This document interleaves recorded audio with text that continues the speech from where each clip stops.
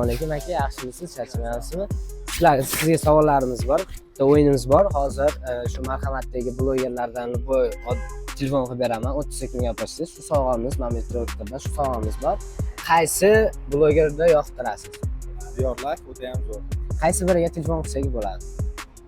O'ta ham zo'rga telefon qiladi. Hozir o'ta ham zo'rga telefon qilamiz. 30 sekund faqat yomonlab bersangiz, mana sizga iPod sovg'a qilamiz. Yomonlab berishingiz kerak. Bizda shunaqa yaxshilashma yomonlash kerak ekan. Xo'p.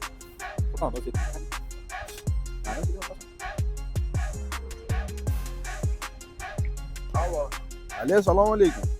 Assalomu Aka, yaxshimisizlar? Charchamayapsizlarmi?